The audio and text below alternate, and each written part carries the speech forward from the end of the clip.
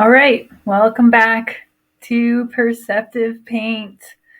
My name is Cecile, and I want to share this new pinstripe cup video with you. So I started it off here showing the preparation stages. So I took a plain Yeti cup, I sanded it. I had to sand it to bare metal because of that Yeti logo. And then I used 2 coats of epoxy primer as a sealer. That epoxy primer can be applied direct to bare metal, so I have my corrosion protection and the adhesion needed to apply paint to bare metal. And then I put some silver base coat on it. I don't remember the color. I think it was PS2. Generally, I just throw whatever silver base coat I have laying around. As long as it's silver and not charcoal, it works well with the metal flake. The reason why you have to paint it silver underneath is because the flake is so big.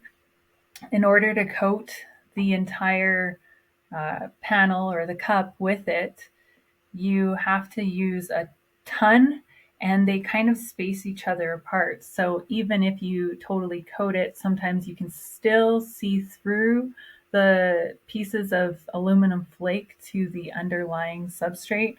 And if it's a different color than the aluminum, the silver flake, then it will appear different. And that's sometimes an effect that you want, but I want it all to look silver.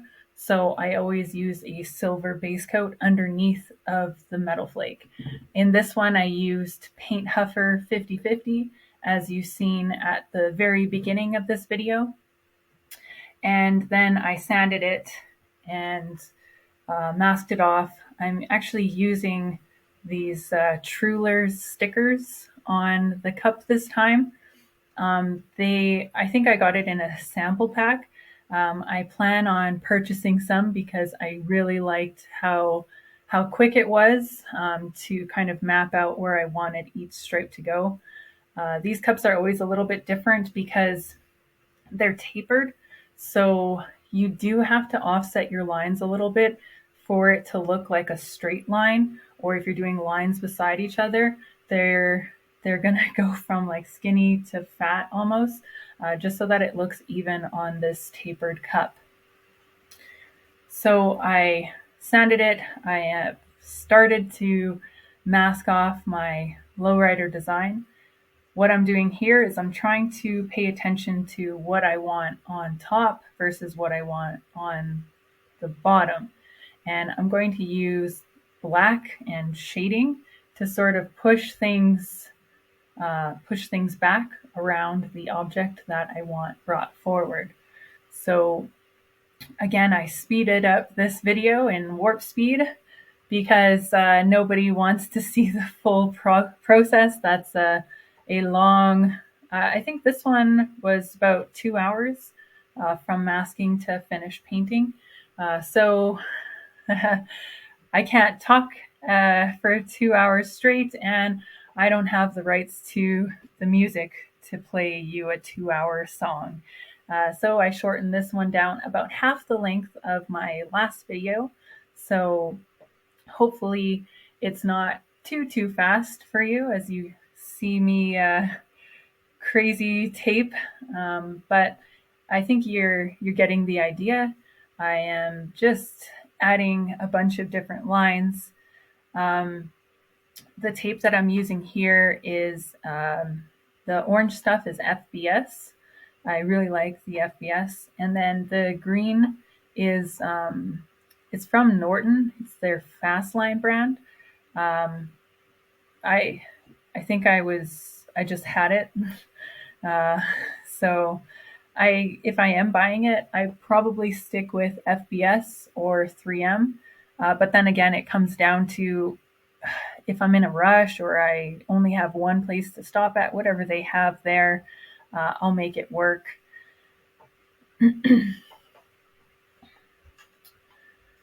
So I am just adding some more detail lines here and masking them up. I'm going to be spraying this with trying to not unmask it a bunch of times. I am going to be working from a dark color to a light color and then adding black where I want, again, just to shade it. So there it is, all masked up, ready to start spraying. So I'll start with some black here. And I'm just going to, basically this stripe that you see me painting on, I'm trying to push that stripe forward. So everything around it, I want kind of in the background. As well as some of these other lines here. I want a black stripe, but then around it, I want them to be pushed back. That's why I'm not masking up. I'm letting the overspray from the black fall on the opposite side of the lines there, because I'm intentionally trying to get this line that I'm working on pushed to the front. And you'll see me do that a few times throughout this process. So what I'm doing now is I'm just adding a tiny little bit of black to the pinstripe, and my airbrush was not working very well. That's why it kind of looks choppy, but it's not a big deal. I just want to give it that little tiny bit of highlight.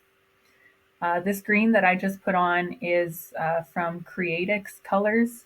It's called their Emerald Green Candy. It's a waterborne candy. I really liked the color, how it turned out. And I'm pretty sure I only used this emerald green and a yellow and a black on this. And just at varying the intensity of it by the amount of coats that I put on. So the more coats I put on of this green, the more intense it's going to be. The less coats, the less intense. And that's where you can see that lighter green. And here we go, I'm unmasking my stripey design thing, just to add in a little bit of color and highlighting it. I'm using this shield to sort of block out where I don't want the black, because I only want the black on one side of this line. And every time I do that, I go to the other side and I'm doing the same thing to the other side so that they're both even. And then I'll take it and I'll look at it, make sure that I have enough color or it's in the right spot that I want it to be. Again, it's never super perfect, but it looks nice enough to me. I'm not about to break out a measuring tape and measure how far my overspray goes. I think just visually looking at it, again, that hand painting aspect of it, you expect there to be some mistakes. Very subtle mistakes, but again, it's still there. I'm not spending a whole lot of time on these. Here's another, just trying to push something back here.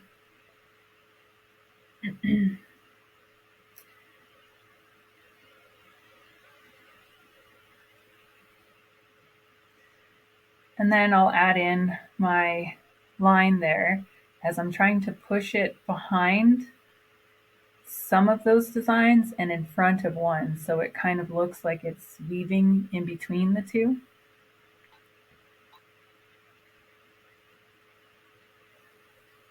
And then we can go ahead and unmask it all, and I will be doing a little bit of touch up, checking to make sure that everything is looking the way that I want it to.